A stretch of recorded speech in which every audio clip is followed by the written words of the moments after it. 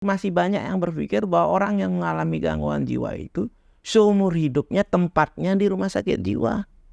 Ya Nah. kalau gitu kan harusnya orang yang sakit jantung selamanya aja di rumah sakit jantung. Tapi kok kadang-kadang saya merasa iri ya. Artinya gerakan menyelamatkan anjing itu bahkan lebih mendapatkan atensi lebih baik gitu daripada menyelamatkan manusia yang mengalami gangguan jiwa. Nah, ini cerita asli ya ketika saya kemudian disuruh membantu ya teman-teman puskesmas untuk kesehatan jiwa remaja ya di salah satu sekolah. Salah satu anak tuh angkat tangan. Dok, kalau kami tentang kesehatan mental yang disampaikan tadi kami sudah tahu. Ya. Tapi kami ini sulit mencari pertolongan karena apa? Orang tua yang tidak membolehkan. Ya. Yang tidak harmonis itu orang tua. Dan ketika kita mengalami masalah ingin datang ya berobat ke psikiater, ke psikolog, itu yang melarang ya orang tua. Sekali-sekali bikin dok edukasi itu kepada orang tua kami gitu. Ya kan? Dalam hati saya tersenyum.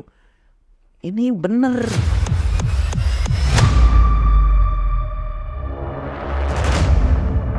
Om Swastiastu, Rahajeng Siang, para penonton Wayan Setiawan Channel 57.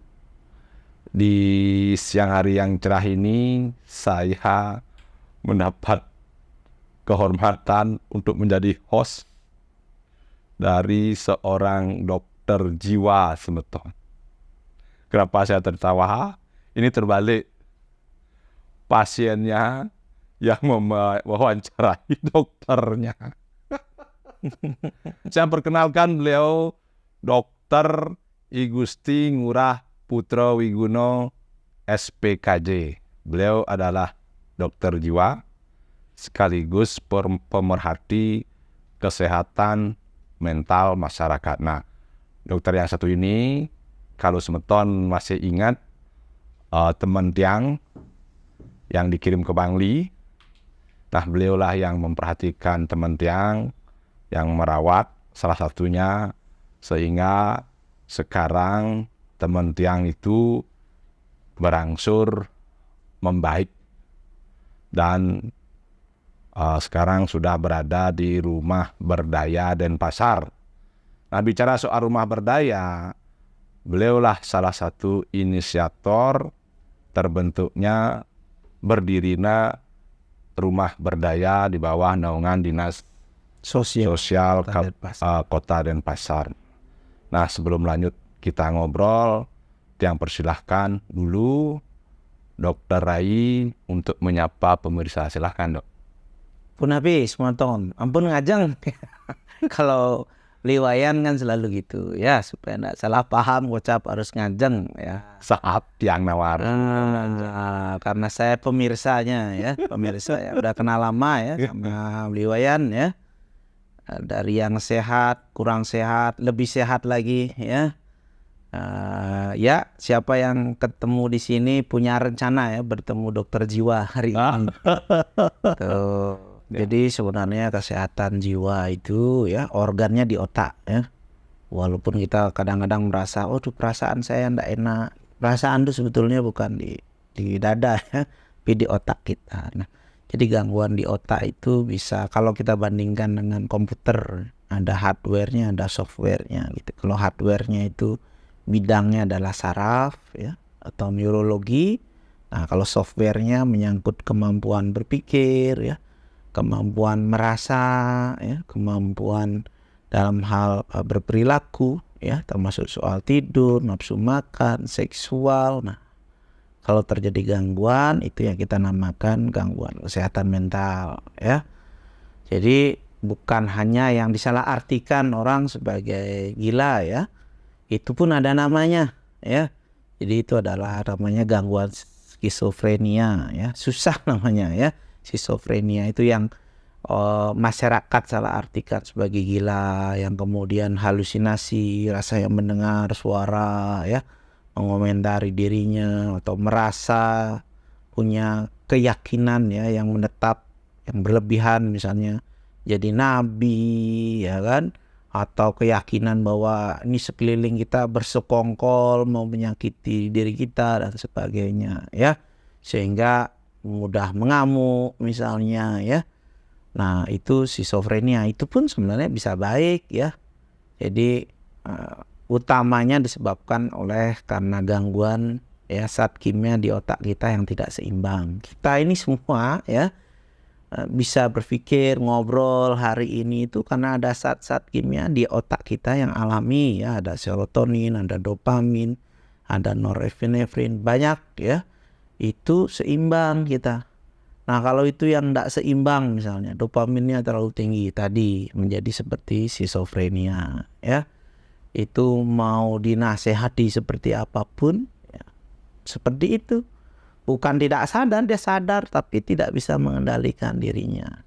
Kalau serotoninnya yang menurun kok jadinya melo aja, jadi kok sedih aja, kok merasa pesimis saja dan sebagainya. Ada juga kondisi yang cemas gitu ya, tidak ada sesuatu hal kok jadi cemas saja, takut mati, takut sakit berat, takut nggak bisa mengendalikan diri, jangan-jangan saya gila nih gitu. Kalau takut gila itu justru bukan schizophrenia tapi gangguan kecemasan. Itu utamanya karena ada ya alarm di otak kita. Kita juga punya alarm nih ya, itu terlalu sensitif.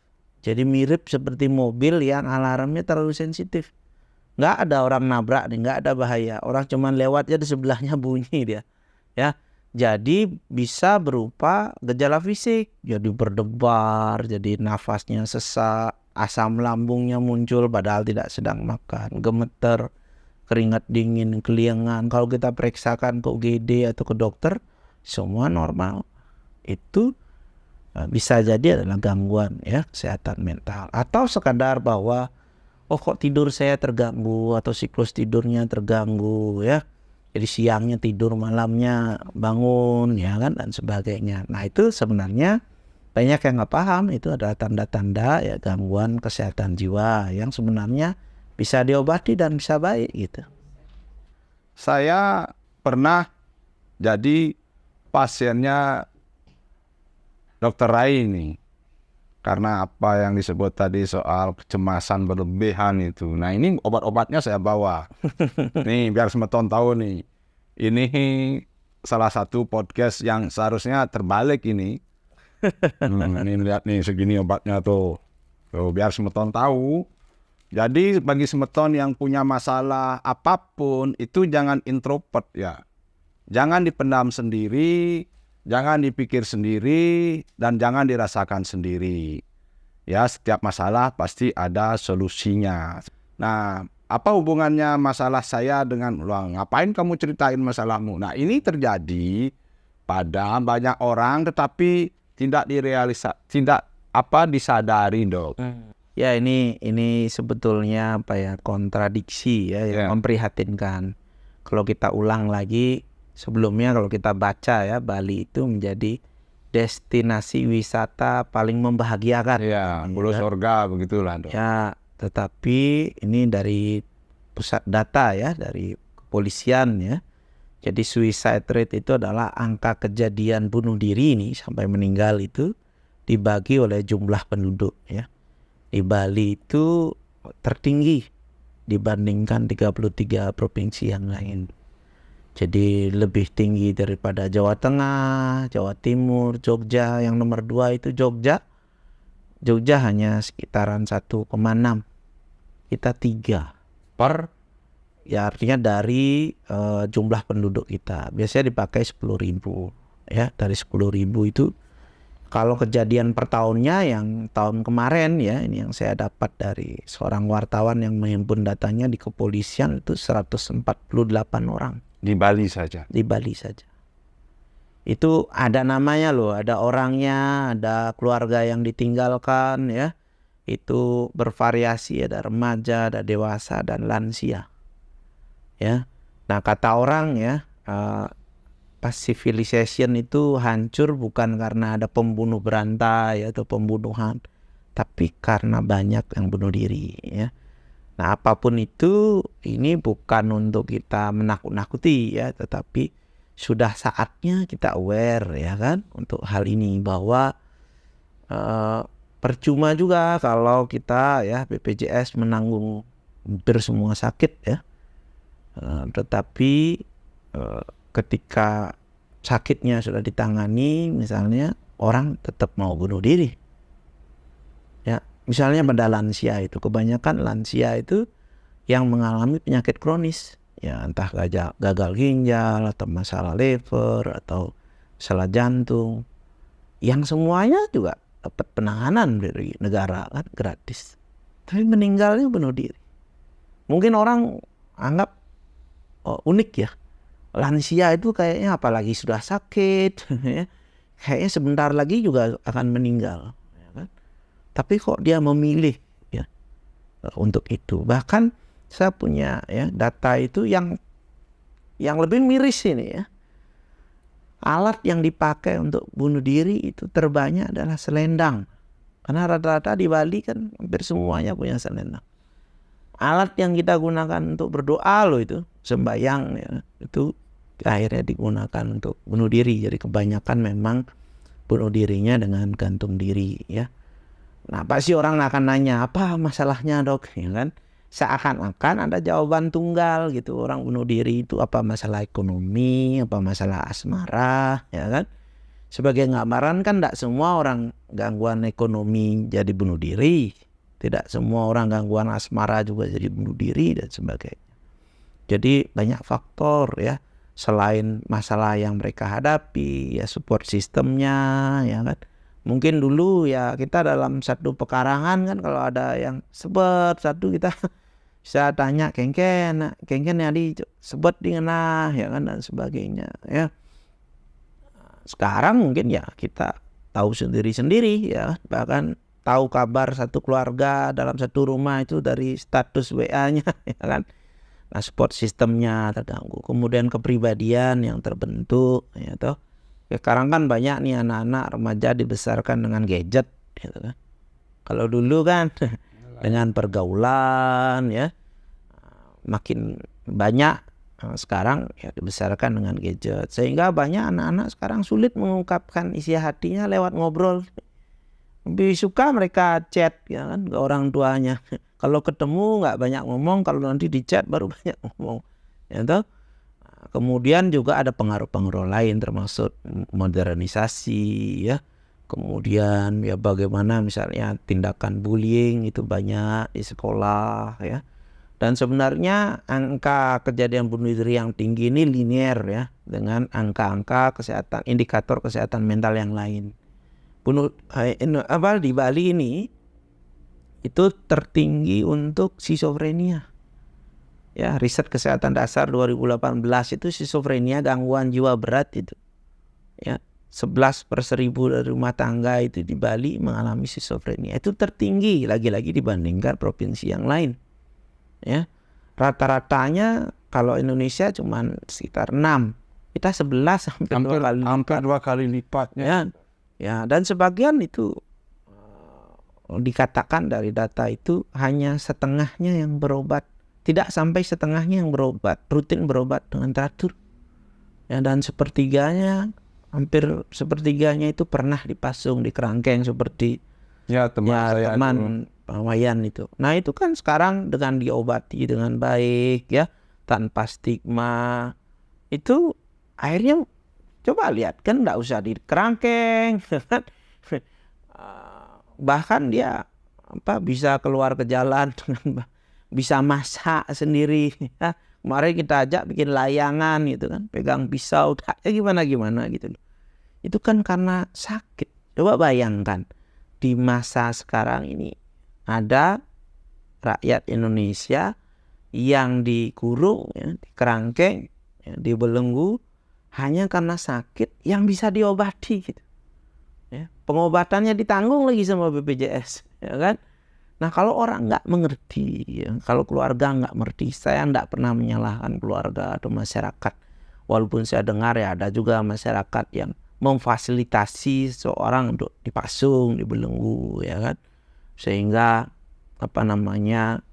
tidak bisa keluar rumah dan sebagainya, agak mengganggu, ya kan. Artinya hal-hal itu tidak diperlukan, ya. Kita ini sudah masuk di Human Rights Watch ya, di PBB loh. Bagaimana ya Indonesia masih memperlakukan orang dengan gangguan jiwa yang berat itu pun bisa baik gitu. Ya. Yang ngopenin ini temennya Mbak lumayan di rumah berdaya itu namanya Pak Nyoman. Pak Nyoman itu juga skizofrenia. Ya, tapi karena dia paham, dia minum obat teratur ya. Sekarang saya suruh antar jemput anak saya. Menurut Pak Wayan, kalau saya ya kan stigma terhadap orang gangguan jiwa berat yang dulunya mungkin telanjang, nari-nari di kampungnya waktu gangguan jiwa, sekarang dengan minum berobat teratur, kira-kira masa saya serahkan untuk antar jemput anak saya sekolah dan sebagainya. Ya karena gangguannya sudah ditangani gitu. Ya, saya simpel aja bertanya, kalau orang sudah keluar dari rumah sakit jiwa ditolak oleh keluarganya dan sebagainya, saya bilang, Pak, orang yang ngalami seperti ini saya suruh antar jemput anak saya. Ya kan? Kalau main ke rumah berdaya, dia masak, kita makan kok gitu. Itu kan cuma jadi lelucon biasanya kan, bahwa di film apa Warkop DKI ya kan ternyata ini pasien jiwa dan sebagainya. Ya toh. Jadi sampai ini sedikit ya, kita ngomongin skizofrenia, sampai mereka itu bikin band punk ya. Kemarin main sama siapa beli vokalisnya Jihad ya. Itu nama band punknya mereka apa? Arusaji, alumni rumah sakit jiwa. Ya kan? Itu orang akan ketawa, mungkin pakai bajunya buat gaya-gayaan dan sebagainya. Itu sebenarnya ironis. Kenapa? Dia bilang, inilah label masyarakat tuh pada kami tuh. Walaupun sudah baik, walaupun saya sudah kerja, walaupun sudah berumah tangga, labelnya tetap alumni rumah sakit jiwa. Itu sebenarnya kalau masyarakat paham itu mereka mau apa ngejek gitu. Itu loh yang mereka lakukan. Kan nggak pernah kita lihat misalnya siapa ya, maaf ini Pak Mangku Pasike misalnya, kan kita tahu mengalami gangguan jiwa gangguan jantung. Ya. Terus kita bilang, oh Pak Mangku Pasike ini alumni rumah sakit jantung. Nah, kan ada begitu kan. Atau siapa misalnya saya ya demam berdarah gitu misalnya, ini alumni rumah sakit infeksi. Ada. Dan bahkan saya yakin nih teman-teman ini masih banyak yang berpikir bahwa orang yang mengalami gangguan jiwa itu seumur hidupnya tempatnya di rumah sakit jiwa. Ya kalau gitu kan harusnya orang yang sakit jantung selamanya aja di rumah sakit jantung. Ya kan? Kan enggak begitu. Di Bali ini saya potong dong. Di Bali khususnya yang Hindu ya, kita mengenal ajaran Trihita Karana. Hubungan manusia dengan Tuhan, hubungan manusia dengan manusia, hubungan manusia dengan alam. Saya tidak bicara hubungan manusia dengan Tuhan lah ya, itu vertikal. Tapi yang saya bicarakan ini sekarang fokus pada hubungan manusia dengan manusia. Dan ini juga sebagai satu catatan yang setiap hari saya lihat di jalan. Saya tujukan khusus kepada perbekal desa Mamal, bahwa di desa Anda, saya lihat ada 2 orang ODGJ, orang dengan gangguan jiwa, masih berkeliaran dan belum tertangani. Saya pernah ke sana, jawaban Anda masih sedikit absurd ya. Tidak mencerminkan seorang pemimpin yang bertanggung jawab kepada masyarakatnya. Walaupun Anda katakan sudah ya berusahalah dibawa ke rumah sakit jiwa atau gimana, tetapi pada faktanya saya masih melihat ada 2 orang, 1 laki, 1 perempuan yang seharusnya tidak di sana tempatnya. Seperti apa yang dokter bilang tadi, bahwa itu bisa sembuh dengan penanganan yang tepat. Buktinya Made baik sekarang. Ya ini juga biar didengar oleh siapapun di Bali atau dimanapun kepada yang mendengar, agar Trihita Karana, hubungan manusia dengan manusia itu ya jangan hanya sekedar ngomong lah. Kan begitu dok. Ini banyak dok yang terjadi. Dan itu baru 2 yang terlihat. Belum lagi yang lain yang memang sengaja dikurung di rumahnya. Ini saya sampaikan juga di Sibang Kajo ada juga ya yang sealumni dengan saya tapi tidak satu sekolah. Juga mengalami gangguan jiwa? Ya, saya yakin sih hampir semua daerah ya, di Ada. Bali ya, ada yang masih dikurung ataupun menggelandang ya kan. Iya. Sering kan orang solusinya gampang supaya nggak dikurung, tinggal dilepas aja ya menggelandang dia gitu kan. Iya. Tapi bukan itu. Coba saya menganalogikan ya ini ya. Kejam nggak itu misalnya, ini orang skizofrenia sakit kan itu, dibiarkan menggelandang tidak diobati. Sekarang kalau saya ganti sakitnya misalnya, ada orang sakit asma atau sakit epilepsi, Iya. kejang itu, kita biarkan gitu. Kan? Kok kita merasa jahat ya? Tapi kalau ada orang gangguan jiwa berat gitu, menggelandang, nggak berobat gitu, kita rasa kok biasa saja.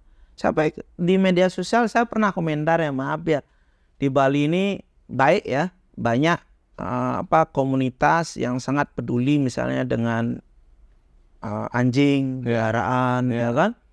Ya, fundingnya banyak itu dari luar daerah dan sebagainya. Bahkan dari luar negeri, Dok. Ya, dari luar negeri. Itu bagus ya, jangan salah, itu bagus. Tapi kok kadang-kadang saya merasa iri ya. Ya. Artinya gerakan menyelamatkan anjing itu bahkan lebih mendapatkan atensi lebih baik gitu daripada menyelamatkan manusia yang mengalami gangguan jiwa. Ya kan? Boleh nih. Ya, Dok, saya begini, Dok. Ini kan kalau kita kembali ke pasal berapa ya Undang-Undang Dasar kita kan fakir, miskin dan anak terlantar gitu kan. Saya kategorikan orang dengan gangguan jiwa ini sebagai fakir, miskin dan anak terlantar, dipelihara oleh negara kan begitu. Apa tidak sebaiknya setiap daerah gitu dibuatkan satu tempat ya yang mungkin lebih baik lah, kalau tidak seminimal rumah berdaya dan pasar itu, Iya. atau layanan kesehatan jiwanya itu ditingkatkan, diperbanyak gitu loh. Karena ini mohon maaf, Dok ya, dalam setiap rekrutmen aparatur pemerintah baik itu ASN, polisi dan tentara. Nah, kalau kita bicara nih, mohon maaf menyinggung sedikit, saya agak nyerempet sedikit, seperti kasus di Medan ya, yang anak kecil umur 13 tahun itu meninggal ditendang-tendang aparat dan terbukti itu kasus salah tangkap. Apa tidak perlu diperbanyak, Dok, agar proses rekrutmen itu ya, kalau saya kemarin nyala gitu ada tes psikologi. Ini gimana pandangan dokter ini soal ini? Sebab apa? Sebab banyak hal sampai-sampai netizen itu membuat no viral, no justice, Dok. Saya lebih fokus ke masalah ini karena saya jangan sampai ada tindakan represif dari aparat yang justru slogannya melindungi masyarakat, tapi justru sebaliknya. Ya, ini mohon maaf nih. Ya. Silakan, Dok. Ya, kalau untuk itu ya saya jawab yang pertama dulu ya. Ya. Kalau untuk tempat ya, Tempat dulu. itu sebenarnya undang-undang ya tentang disabilitas itu sudah ada, Ya. tulisannya sudah ada. Artinya sebenarnya ada rumah panti sosial, Ya. panti sosial Bina Laras khusus untuk orang dengan gangguan jiwa yang tidak mempunyai keluarga. Ya. Ya, jadi tempat mereka bukan di rumah sakit jiwa, jadi di panti Bina Laras itu ya. Nah, itu disyaratkan sebetulnya tiap kabupaten kota itu punya. Tapi kita satu provinsi aja nggak punya. Nggak ada, Dok. Di Bali nggak ada. Dari 8 kota 8 kabupaten 1 kota itu sama sekali nggak ada. Ada di Tabanan ya, ada di Tabanan kalau nggak salah saya kapasitasnya tidak lebih dari 10 orang ya. Tetapi saya lihat penggunaannya justru untuk orang yang masih punya keluarga. Ya kan? Ini fokus saya pada orang dengan gangguan jiwa yang tidak ada keluarga, yang menggelandang, yang mestinya KTP-nya dibuatkan dan sebagainya. Sebagian masih ada di rumah sakit jiwa. Jadi sering kalau kami ngobrol, saya sindir sebagai penghuni abadi rumah sakit jiwa. Tempat mereka itu di panti Bina Laras. Yang mereka butuhkan itu adalah pelatihan ya, tempat yang pelatihan layak. bikin PCO. Ya, bahayanya apa kalau panti ini digunakan untuk orang yang masih punya keluarga, nanti dibuang orang di sana. Nanti warisannya aja diambil, orangnya dibuang di sana. Oh, sudah pernah itu terjadi, Dok. Nih mohon maaf ya. Saya juga basis data ya, tapi saya tidak sebut nama. Ada satu keluarga, ayahnya sudah meninggal, ibunya sudah meninggal. Punya anak 2, ini di Denpasar. Dan mudah-mudahan didengar. Yang paling tua mungkin sekarang kelas 6 SD, yang kecil kelas 1 SD. Itu malah mau dititip ke panti, Dok. Nah, Tidak mau dirawat oleh keluarga, justru seperti ini. Uang, karena mungkin motifnya, kalau saya boleh duga, itu motifnya warisan seperti itu. Nah, hal-hal seperti ini seharusnya kan aparat terdekat paling bawah. ya, Kalau paling artinya bawah, banyak tugas. Jangan sampai orang kalau tidak berdaya, apa mengalami gangguan jiwa, kemudian dirasa hak-haknya itu tidak dimiliki lagi, gitu. Kak Simade contohnya. Nah, Simade masih punya keluarga. Harusnya dia tidak di sana loh, Dok. Harusnya dia di rumah. Tapi saya justru sempat datangi kepala desa, justru sempat datangi beberapa temannya di sana. Dikatakan kalau Made di rumah ngamuk-ngamuk gitu, Dok. Ya saya bilang, ya itu kan tergantung dari perlakuan kalian, kan nggak boleh gitu. Kalau selama ini sih di rumah berdaya aman-aman aja ya. Nah. Jadi kalau saya datang malah ada yang bikinin ini mie instan, mie rebus. Ya. Saya bilang bikinin satu ya gitu. Selama ini sih enggak ada. Bahkan di situ enggak ada kamar yang ada, enggak pernah kami kunci orang dia. Ini rumah berdaya ini bukan termasuk panti. Nah, ini maksud saya. Jadi kami ya konsepnya dengan teman-teman ada juga, karena teman-teman yang mengalami gangguan jiwa dan masih punya keluarga ini tempatnya terbaiknya adalah di keluarga, di rumah. Tapi keluarga ini perlu dibantu dong, ya. Jangan orang suruh ngerawat tapi tidak ada bantuan. Ada misalnya kartu disabilitas, ya kan. Jadi dulu itu kami temui ya ketika saya awal tamat ya menjadi psikiater. Kami kunjungan gitu ke tempat-tempat yang dikurung ya. Itu rata-rata sudah berobat, sudah lebih baik. Cuman karena keluarganya tidak punya waktu untuk mengurus. Masa orang harus berhenti bekerja untuk nungguin ya salah satu anggota keluarganya mengalami gangguan jiwa. Ya itu kan melanggar hak asasi juga. Sehingga kami berpikir waktu itu solusinya bukan hanya obat, tapi ada tempat ya kan, berkegiatan, dilatih pagi misalnya bisa datang ke sana, keluarga bisa kerja, nanti sore selesai pulang dijemput ya kan.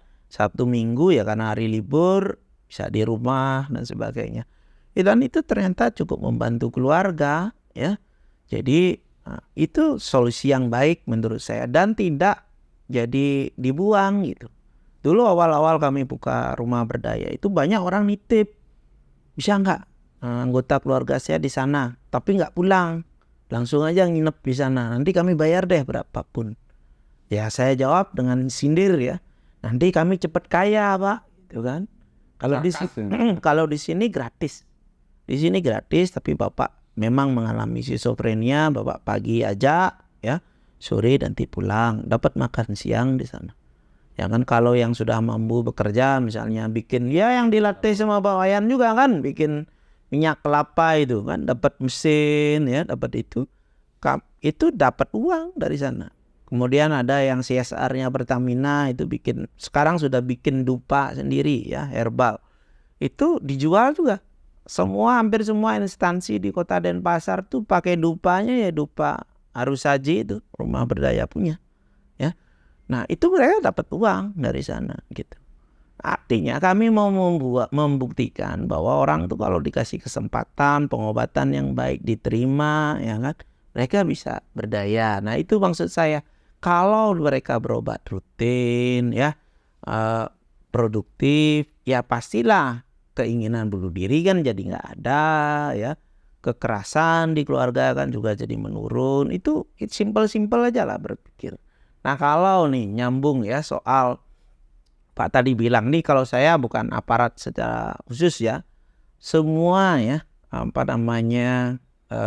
pegawai ya pemerintahan itu sebenarnya sudah dicek ketika awal ya kan. Tapi lebih penting lagi itu bagaimana selama kita bekerja. Contoh saya, ya, keadaan kesehatan mental saya waktu baru masuk jadi pegawai dengan sekarang menghadapi beban kerja yang tinggi, masalah keluarga dan sebagainya. Ya toh, apakah kemudian tetap dimonitor? Bukan sebagai pengawasan, ini kalau sakit ya sudah nggak diajak kerja lagi, bukan begitu. Dalam artian mendapatkan pengobatan, ya ketika keluhannya masih sedikit, ya kan? Itu kalau sudah bisa datang ya berobat, entah itu ke psikolog, ke psikiater, ya gunakan BPJS-nya. Yang terkendala sekarang adalah kulturnya, Pak. Coba bayangkan kalau di kantor Semeton ini ada terus yang bilang saya lagi berobat ke poli jiwa di mana, di RSUD mana gitu. Yang ada kan Anda ejek. Ya kan? Seakan-akan kalau gangguan mental tapi tidak berobat tuh lebih bermartabat. Beda dengan saya berobat dok. Ya. Jadi itu sebenarnya sehingga orang tidak mencari jalan lain. Ada yang stres, tidak berobat, jadinya apa? Minum alkohol yang kebanyakan. Ya, ini saya ada hati-hati nih karena kan ya, Saya jadi minum alkohol. ya, bukan alkoholnya ya. Saya sering bilang ya kan, yang perlu didengungkan itu adalah responsible drinking ya. Minum yang bertanggung jawab. Nah, kalau Anda minum karena sudah mengalami depresi, gangguan cemas, pasti tidak bisa bertanggung jawab. Pasti lebih daripada yang disyaratkan di lontar, ya kan? Pasti lebih. Tuh, akhirnya jadi apa? Ketemu kami juga di Bali Mental Health Clinic ini kan jadi rehab, ya kan? Ada juga yang stres, depresi, akhirnya apa? Judi online. Dok, nih Dia pinjol. Dok menyinggung judi online nih. Saya mungkin kita baca di anu ya, kita baca di media ya. Ada pasangan suami istri anggota Polri nih. Si istri membunuh suaminya. Nah, itu gimana tuh, Dok? Ya ini sedih juga, ini nyambung nih ya dengan yang diwacanakan kemarin nih, ada bansos, katanya batal bansosnya dan sebagainya. Saya sebagai masyarakat nih ya, gini loh, judi online itu atau gambling addictionnya ada namanya nih ya dan sudah resmi. Itu adalah sebuah sakit otaknya itu kalau kita scan ya serupa dengan orang kecanduan narkoba, padahal tidak pakai apa-apa, tidak memasukkan apa-apa ke dalam tubuhnya. Ya, itu sama seperti itu. Jadi itu sakit, Mas. Saat ini sayangnya kan BPJS tidak menanggung soal kecanduan apapun. Tapi kan ada wacana korban judi slot itu dikasih bansos, Dok. Ya bansosnya berupa apa? Ya biar dapat judi lagi mungkin berupa voucher ya kan. Tapi menurut saya bantuannya adalah direhab gitu. Ya kan, sama kan negara ini sampai bikin lembaga loh resmi BNN ya kan. Untuk untuk kemudian membantu orang-orang korban nafsa, saya nyebutnya korban. Begitu banyak ini ya keluarga itu merasa kesulitan, apalagi gandeng nih, judi online-nya gandeng sama pinjol. Itu sudah nggak ada habis, nggak ada limitnya, Pak. Dok, ini mohon maaf Dok ya, memang nggak ada hubungannya dengan bidang Dok ya. Kemarin Pusat Data Nasional kebobol. Kominfo harusnya kan kalau pemerintah mau situs-situs judi online itu kan bisa diblokir, Dok. Betul. Tapi kenapa nggak diblokir? Nah itu kan tugas pemerintah ya. Yang saya baca-baca juga sebenarnya mudah ya. Kenapa di negara lain bisa misalnya ya kan, di Singapura bisa kok di sini nggak bisa ya kan? Ya artinya jangan-jangan ya kan itu memang sudah menjadi industri ya. Yang saya kasihan adalah menjadi korban masyarakat luas ya kan, kecil. Saat ini ya di klinik kami ini ada yang lagi rehab karena gambling addiction. Tidak ada pakai narkobanya ya, hanya gambling addictionnya. Tapi sampai di rehab rawat inap karena itu sudah berulang terus. Kalau di internasional tuh ada yang namanya Gambler Anonymous, Dok. Mungkin di Indonesia belum dulu. Saya terus terang ya, ini saya sampaikan secara terbuka. Saya salah satu mungkin yang dok sebut tadi, sakit judi itu. Ya, ketagihan judi. Sehingga pada tahun 2000 pernah saya disarankan untuk membuat satu yayasan Gambler Anonymous itu. Itu ada panduan-panduannya dan tidak saya lakukan. Dan saya harus sampai sekarang di tahun 2024 mungkin di Indonesia belum ada Gambler Anonymous. Yang parahnya dok, ini perhatian pemerintah sepertinya tidak ada, dan bahkan saya dengar nih ada 1000-an anggota DPR yang suka judi online. Nah, ini gimana nih dok? Nah, Saya jadi karena saya ya profesi di bidang itu ya, kita bilangnya begini, bahwa kalau online ya gambling ya, dibandingkan dengan judi yang lain yang tidak online itu, tingkat kecanduannya, menyebabkan kecanduan itu lebih tinggi daripada yang offline ya. Sekarang semua ada yang online. Saya sampai hafal dari klien saya ya. Tajan tuh sabung ayam tuh ada kan, base-nya di Filipina, ya kan, bisa tuh online ya. Poker ada, slot yang paling banyak, dan yang bola. Slot ini yang paling banyak, mau cowok mau cewek, ya kan, seperti itu. Tambah lagi sekarang ada kemudahan pakai pinjol, yang penting punya KTP, ya kan, begitu kalah ini. Dan online ini kan tidak mungkin menang, ya kan. Coba bayangkan secara logika itu kan diatur. Kalau gambling yang offline itu kan setahu kita tidak diatur ya, ada kemungkinan. Tapi begini, dan mana online ini tidak bayar pajak ya. Tidak bayar ya, apa keuntungan negara secara langsung loh ya. Kenapa enggak pemerintah memblokir semua situs-situs itu? Kenapa malah kemarin X yang mau diblokir gitu loh? Ini agak menyimpang dikit dari tema dok. Tapi ya, ini ada juga ini dengan hal-hal yang saya tidak bisa jawab ya. Jadi artinya kita push ya hal ini untuk dilakukan terus. Kalau concern kami adalah pada korbannya, ya kan. Ketika makin lama dibiarkan ini korbannya makin banyak ya. Saya rawat jalan tiap hari itu ada aja lah 3 gitu orang datang, keluarganya bawa. Saya potong. Saya ingin fokus pada generasi muda kita dok. Karena mohon maaf harus saya sampaikan. Ada teman anak saya, teman sekelasnya itu bunuh diri loncat dari jembatan dok. Dan ini banyak anak-anak yang putus asmara begini begitu. Apa tidak sebaiknya kesehatan mental ini, program kesehatan mental ini, kesehatan jiwa ini masuk ke sekolah-sekolah dok? Nah, menurut dok gimana dok? Karena saya lebih fokus pada generasi the young generation. Kalau sekarang bilangnya generasi Z atau generasi setelah generasi Z, generasi apa itu?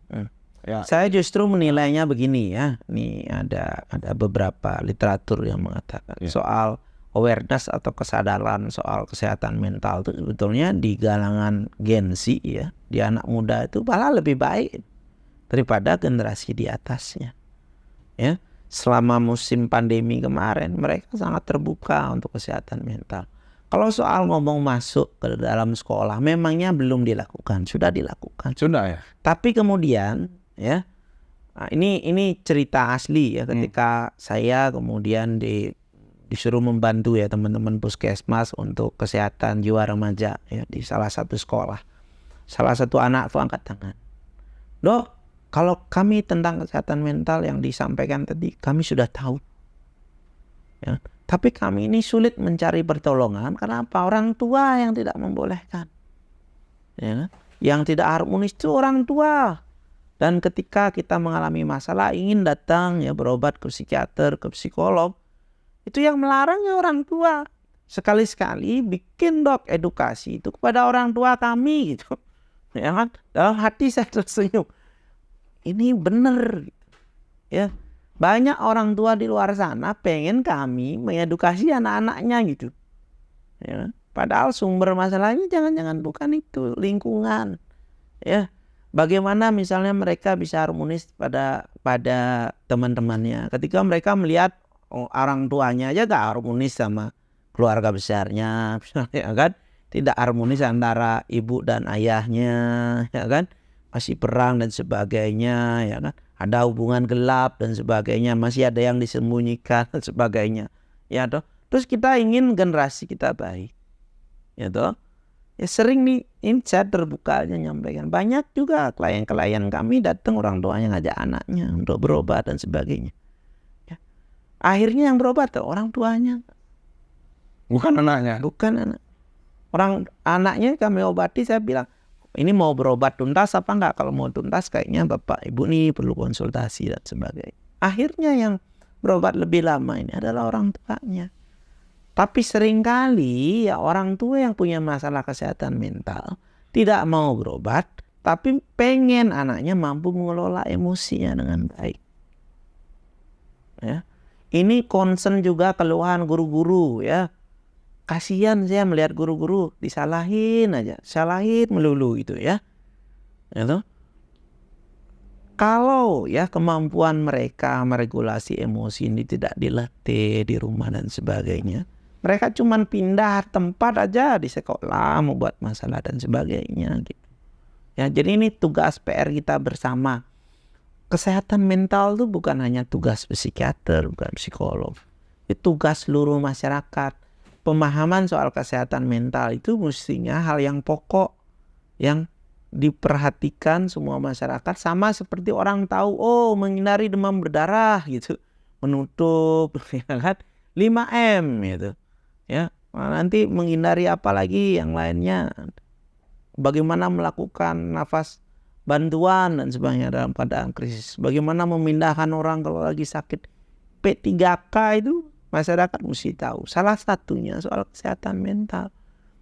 Jadi kami mendorong sebenarnya misalnya lembaga-lembaga agama ya, tokoh masyarakat, dari sejak orang menikah misalnya, konseling pranikah ya kan. Saya yang beragama Hindu ini kadang-kadang iri gitu. Kalau teman-teman yang Kristen tuh ada konseling pranikah, Katolik ada ya kan. Jadi bukan hanya soal kesehatan mental, bagaimana mempersiapkan ekonomi, mengatur keuangan ya kan, memahami seksualitas gitu ya kan. Ada yang baru tahu ada yang punya masalah seksual ketika sudah menikah setahun ya kan. Nah ini kita berikan ya kan. Bukan hanya soal dari sudut agama itu penting kan, pernikahan ini bagaimana kita mengelola. Tapi dari sudut-sudut itu baru budaya Bali menurut saya yang terhitung, karena bukan hanya yang berhubungan dengan ritual misalnya ya, tapi secara komprehensif.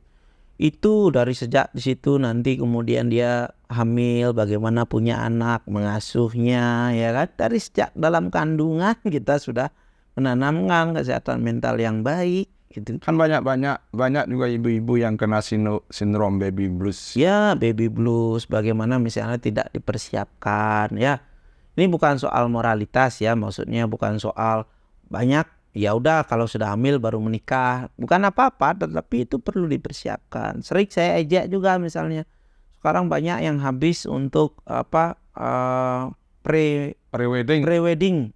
Saya sering bilang pre-wedding penting deh, tapi pre-marriage itu juga penting. Jangan upacara pernikahannya aja dipersiapkan, tapi pernikahannya atau perkawinannya juga disiapkan gitu. Setelah itu apa yang terjadi ya. Nah akhirnya apa, konflik mertua menantu ya kan, begitu-begitu tuh. Kami sudah sampai hafal lah ya, ini masalahnya kira-kira apa dan sebagainya. Jadi kita gini, ancaman di luar itu akan makin banyak. Jenis narkoba itu makin banyak. Sekarang ada judi online, mungkin kita nggak tahu lagi ada sesuatu hal lain lagi ya. Rasanya ngeri ya. Saya punya anak 4 cowok semua ya. Kalau boleh nggak usah keluar rumah lah, kan penuh bahaya di luar sana. Tapi kan tidak bisa begitu. Artinya yang bisa kita lakukan itu bagaimana kita membentuk karakter anak-anak kita. Ketika ada pun bahaya-bahaya itu mereka tahu caranya merespon ya, caranya menghadapi itu. Termasuk ketika mereka minta tolong. Ya, banyak juga anak-anak muda sekarang tumbuh karena dari kecil selalu dilindungi oleh orang tuanya. Bila perlu jatuh jangan ya kan, dan sebagainya. Jadi mereka tidak punya ketahanan mental, resiliensi diri nggak punya. Begitu menghadapi sesuatu ya di luar sana yang tidak sesuai keinginannya, akhirnya mengalami gangguan mental ya. Ada kan paradigma begitu, orang tua namanya sayang dok ya, kalau bisa saya aja yang susah, anak saya jangan ya. Padahal kan kesulitan-kesulitan itulah dia belajar, ya kan. Jadi butuh pengasuhan yang baik, yang tepat. Sebenarnya filosofi Hindu itu sangat kaya untuk itu, ya. Bagaimana kita itu luar biasa sebenarnya, tapi intinya yang kita bisa ambil, ya. Bagaimana kalau 1-2 tahun dewa, ya kan, perlakukan dewa, asal nangis sedikit harus, ya kan, apakah ini basah, apakah ini susu dan sebagainya, ya. Belum bisa kita didik, kita marahin gitu 2 tahun ke bawah. Setelah itu baru kita bisa, ya kan, baru boleh, ya kan, ditanam dan sebagainya. Jadi patokan-patokan itu ada, ya. Wisdom itu sesuai kok sama ilmu pengetahuan secara umum, ya. Kemudian kalau berlanjut nih di Bali, di Hindu ini dengan ritualnya untuk menghadapi kedukaan misalnya. Saya sering nih kan gaul juga sama teman-teman pemangku biasanya yang di PSN dan sebagainya. Kan ada urak keruron kalau misalnya keguguran dan sebagainya. Nah itu banyak disimpan, ya kan, tersimpan banyak. Mana ada orang pernah saya pernah keguguran dan sebagainya. Nah itu yang datang ke klinik-klinik kami. Kemudian ya saya masih merasa berdosa, kok terjadi begitu dan sebagainya. Salah satu pendekatannya itu kita ritual juga.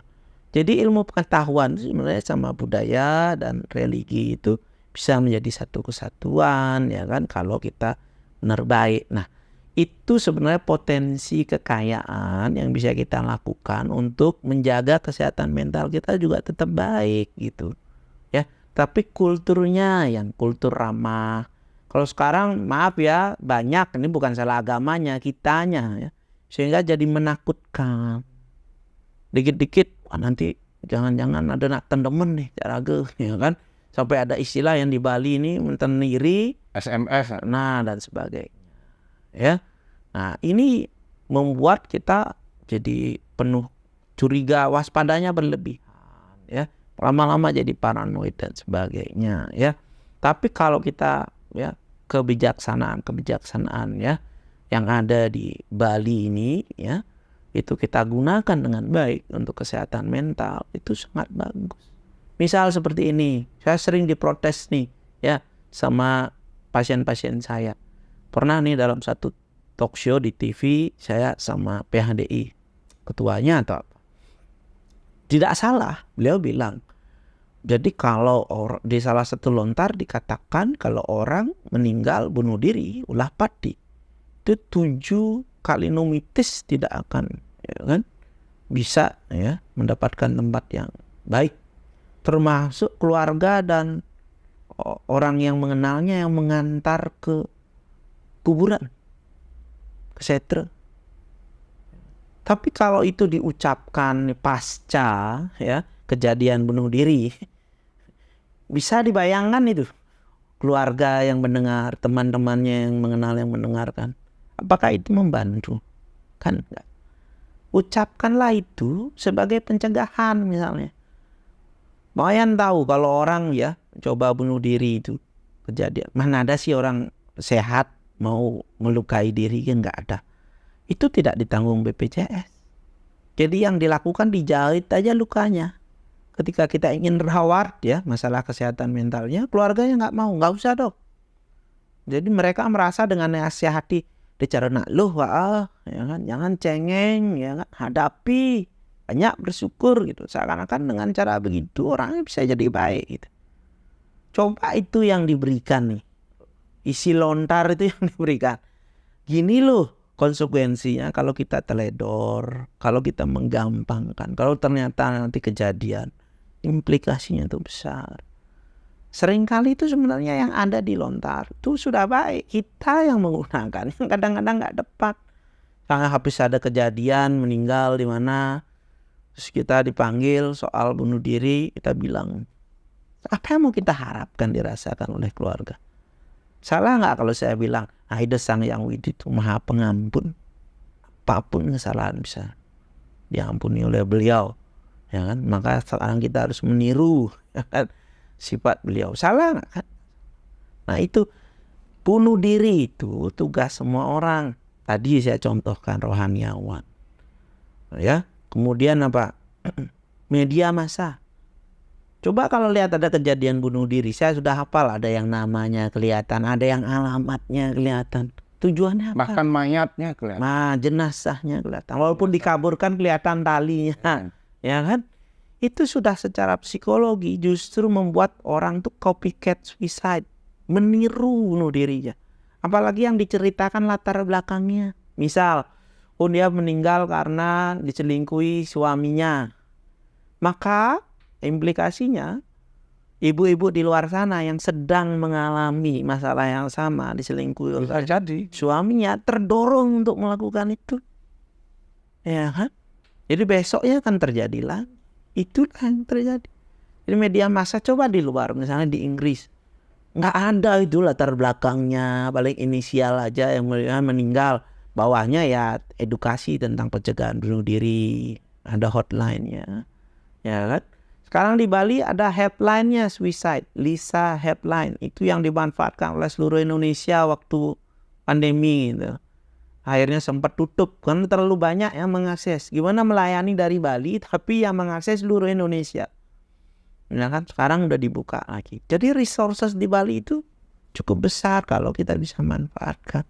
Guru-guru, teman-teman guru-guru, tapi jangan beliau dipojokkan terus ya. Ketika ada masalah berarti salah gurunya. Ketika ada hal yang baik ya sudah sepantasnya kan.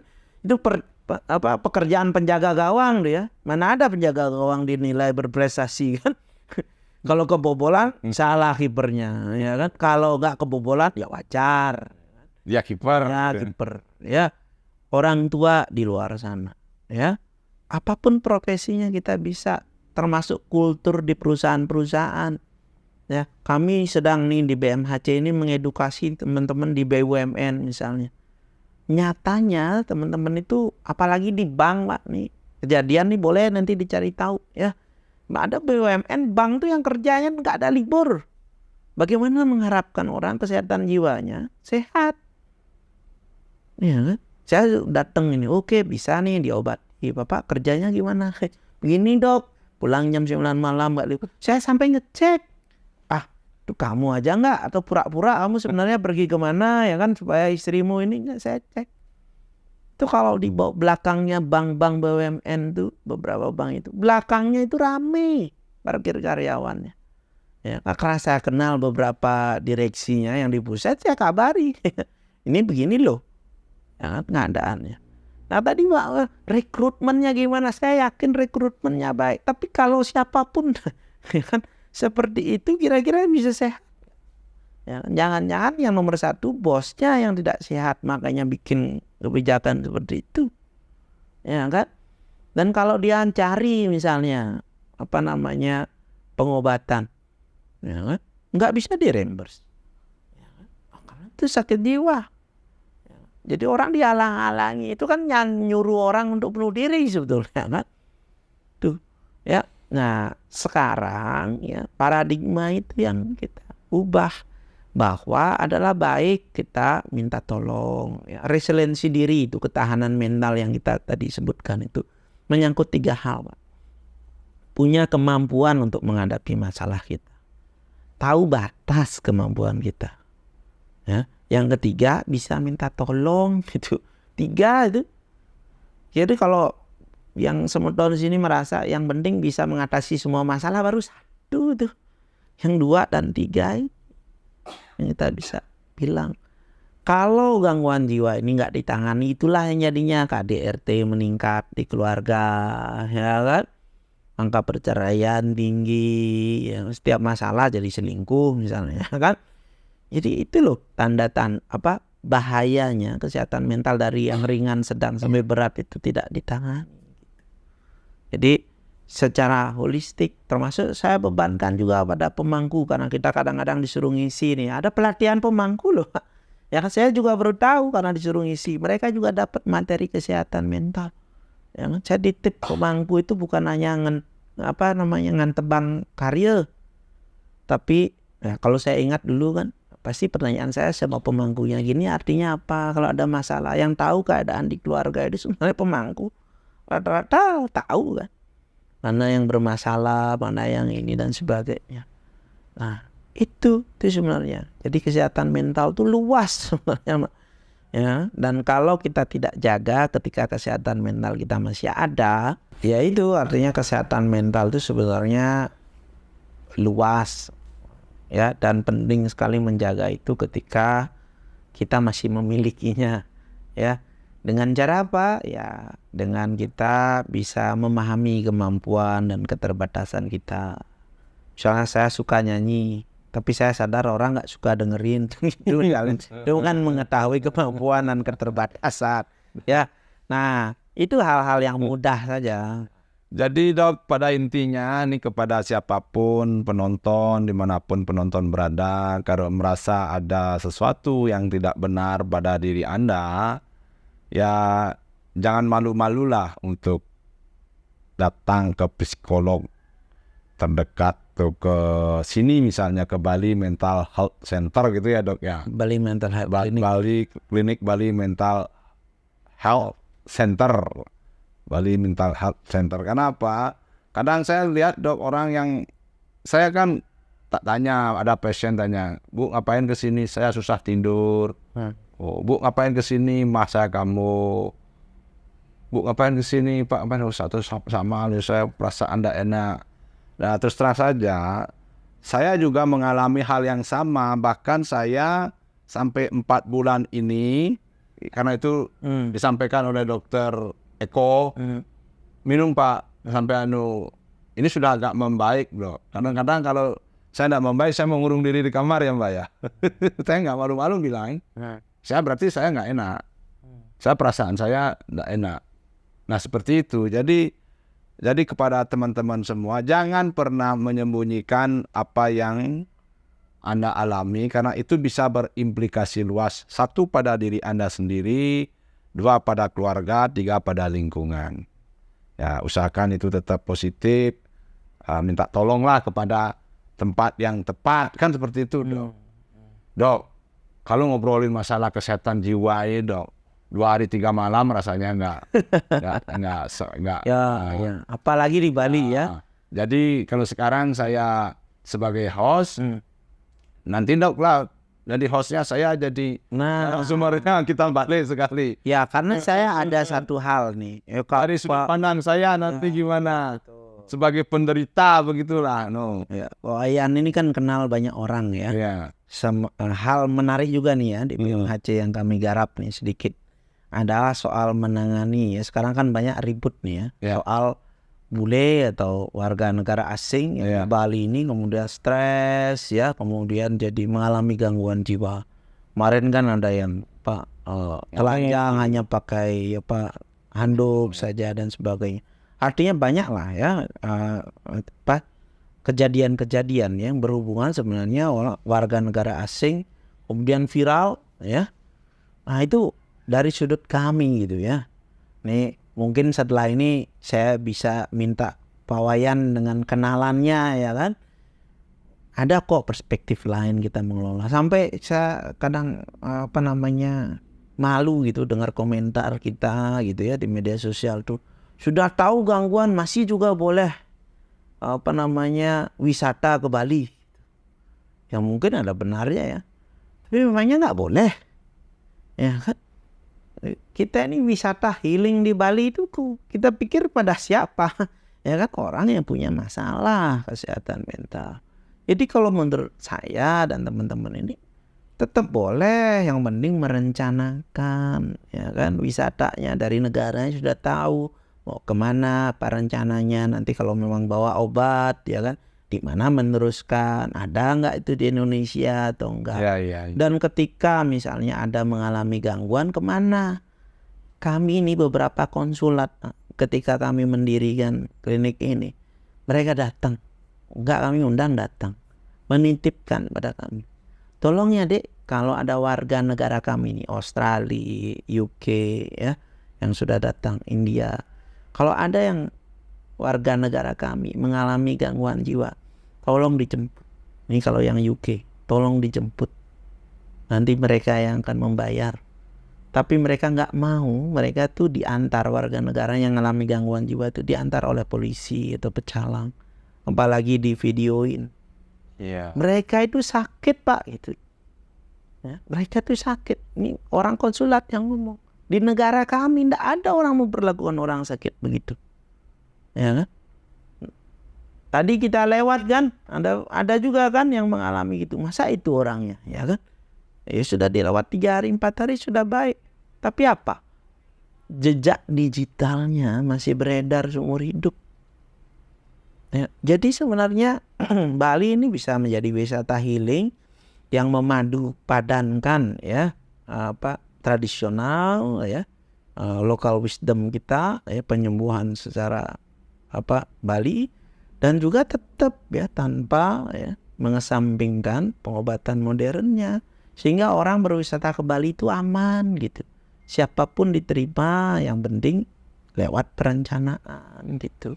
Nah dok, ini bulan-bulan politik dok. Mudah-mudahan podcast kita ini didengar oleh calon-calon, baik itu calon gubernur maupun calon bupati, khususnya Bupati Badung dan Bupati Gianyar ya, karena itu sebagai destinasi wisata tujuan utama, dan Kota Denpasar juga ya. Jadi apa yang disampaikan oleh Dr. Rai mudah-mudahan menginspirasi pemerintah siapapun terpilih nanti ya, untuk ya sedikit tidaknya lah mengajak orang yang berpengalaman untuk berbicara masalah ini. Karena ini serius bagi Bali ke depan. Orang sakit harus ditangani sebagai orang sakit. Kan begitu dok? Betul. Jangan bukan sebagai, mohon maaf, lebih pada anjing aja kita sayang kok. Jangan sampai orang kita perlakukan lebih jelek daripada hewan. Kan seperti itu dok? Betul. Dok, ini waktunya sudah panjang sekali. Ini closing statementnya dok untuk penonton dok. Ya. Singkat aja dok kepada penonton yang dengar channel Wayang Setiawan. Teman-teman ya, semeton sarang sami ya, tentu setiap ya perkataan itu ada kontroversinya.